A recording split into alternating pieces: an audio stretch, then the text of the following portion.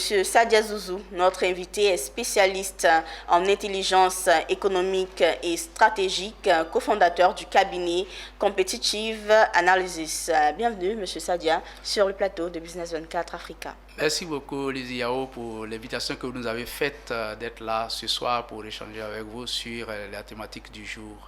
C'est nous qui vous remercions. Monsieur Sadia, après 2 ans, nous l'avons dit, de fermeture, la Côte d'Ivoire a rouvert ses frontières terrestres depuis ce 16 février. On va dire, quelle analyse faites-vous de cette décision du gouvernement ivoirien? Vient-elle à point nommé ou est-elle plutôt un peu tardive? Merci beaucoup. Je pense que l'appréciation de cette décision du gouvernement ivoirien et par le chef de l'État ivoirien peut être appréciée à plusieurs niveaux. D'abord, dans un premier temps, au niveau des opérateurs économiques et des populations impliquées ou impactées d'une manière ou d'une autre par la fermeture des frontières pendant la période depuis le 15 février, si ma mémoire est bonne, 2020, jusqu'à la réouverture des frontières aujourd'hui. Donc, ça ne peut qu'être la joie pour certaines personnes, et aussi la déception aussi pour d'autres personnes qui avaient développé, je vais dire, un trafic parallèle autour de cette activité. Alors donc, et aujourd'hui qui s'en trouve vitalement désolé aujourd'hui du fait que les choses aient changé. Deuxièmement, maintenant, ce sont les observateurs. Certains observateurs pensent que cette réouverture des frontières ivoiriennes arrive un peu tardivement, étant entendu que les autres pays de l'Afrique de l'Ouest ont réouvert les leurs il y a bien longtemps de cela. Mais nous qui sommes les analystes, nous pouvons dire en troisième position qu'il y a les autorités ivoiriennes qui, on sait que le chef de l'État ivoirien, qui est véritablement un très grand stratège et qui gère les affaires courantes de l'État, sait très bien, à les raisons objectives, nous pensons, qui lui ont permis, qui ont fait qu'il a attendu jusqu'à maintenant pour pouvoir autoriser la réouverture des frontières.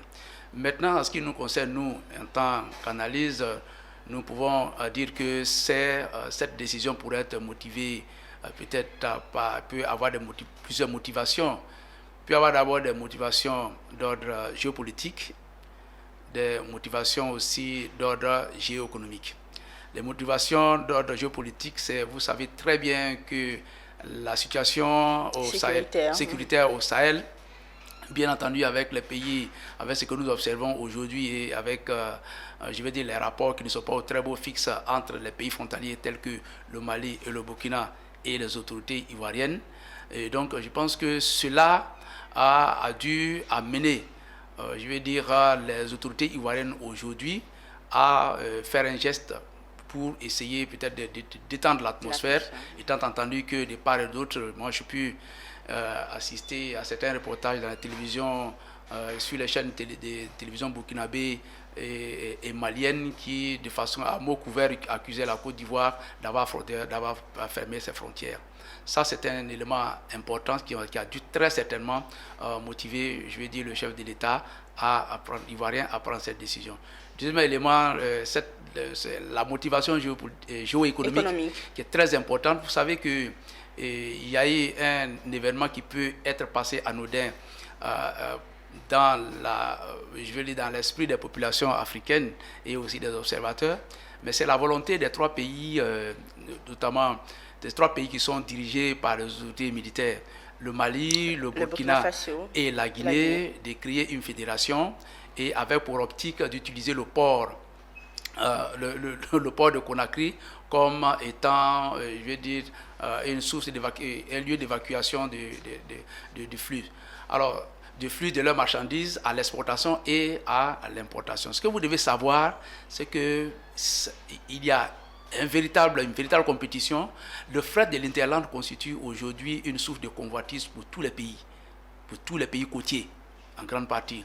Et la Côte d'Ivoire avait jusqu'aux événements malheureux que nous avons connus en Côte d'Ivoire, la Côte d'Ivoire avait pratiquement 70% du fret des pays de l'Interland aujourd'hui. Et dans ces 70%, il y avait 60% du fret en exportation comme en importation au niveau du Mali qui passait par le port d'Abidjan. Et bien entendu, beaucoup d'eau a coulé sous le pont. Et avec la situation que nous avons connue, les opérateurs maliens de l'Interland ont trouvé d'autres débouchés.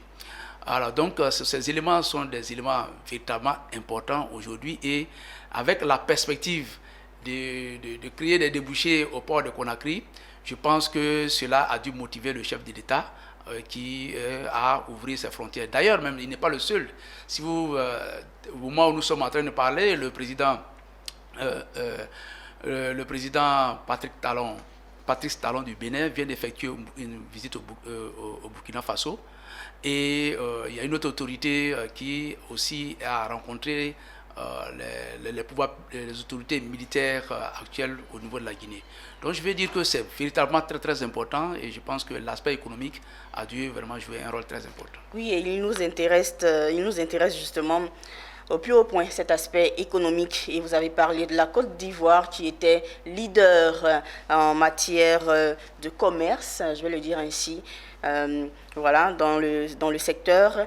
Et aujourd'hui, qu'est-ce qu'on peut dire? Est-ce qu'il y a vraiment une compétition, une réelle compétition au niveau des différents ports avec la Côte d'Ivoire et comment se situe cette concurrence? Comment est-ce qu'elle se déroule? Oui, ce que je dis tout à l'heure, c'est tout à fait normal. Ce que je dis est véritablement vrai. Ce n'est pas seulement aujourd'hui, mais depuis un certain nombre d'années, il y a une véritable compétition entre les ports de l'Afrique de l'Ouest dans l'optique d'avoir le contrôle du fret de l'Interland. Et donc, la Côte d'Ivoire qui avait une position dominante des leaders, aujourd'hui se retrouve à une position, je vais dire, de challenger parce que aujourd'hui, le port le plus performant aujourd'hui en Afrique de l'Ouest, c'est le port de Lomé. Le port de Lomé est dans le top des 100 pays, des 100 ports les plus modernes et les plus performants dans le monde aujourd'hui. Il est le seul pays africain, je crois, à part le second pays après le Maroc. Le Maroc est 50e. Alors donc, je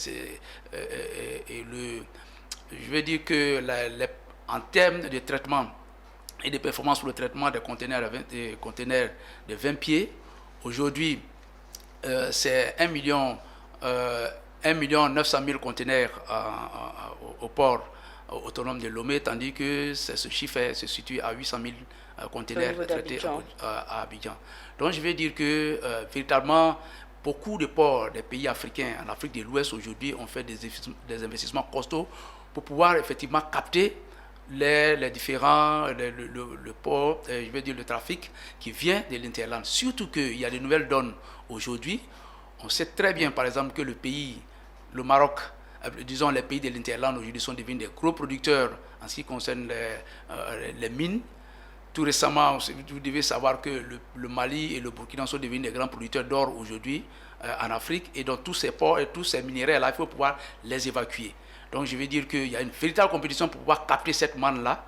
Et si vous suivez les actualités, vous allez savoir que il n'y a pas très longtemps d'ailleurs que les autorités maliennes ont signé un contrat avec le port autonome d'Abidjan pour évacuer, je vais dire, les productions de lithium à travers le port d'Abidjan.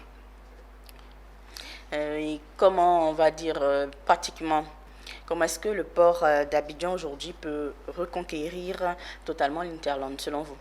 Je pense que les autorités ivoiriennes ne sont pas restées les bras croisés. Elles ont anticipé sur ce côté.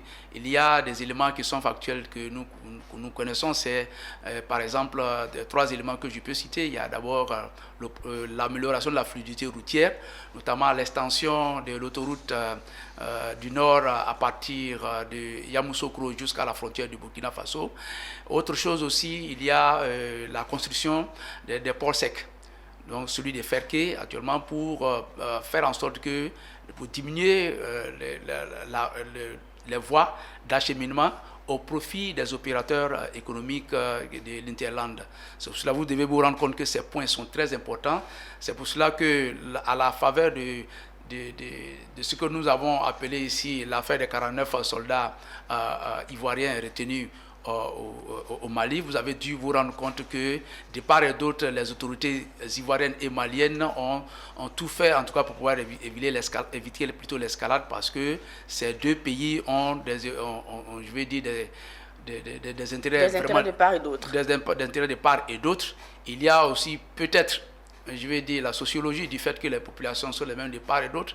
Mais moi, en ce qui concerne, en tant qu'analyste, je sais que les relations internationales ne sont pas basées sur des relations sentimentales. Entre les pays, il n'y a pas d'amitié, il n'y a que des intérêts. Alors donc, je pense que les autorités ivoiriennes ont fait des efforts. Il y a eu peut-être des hésitations au départ dues au fait que, bon, depuis que la frontière avait été fermée, donc ça a permis à la Côte d'Ivoire de contenir le djihadisme dans une certaine proportion.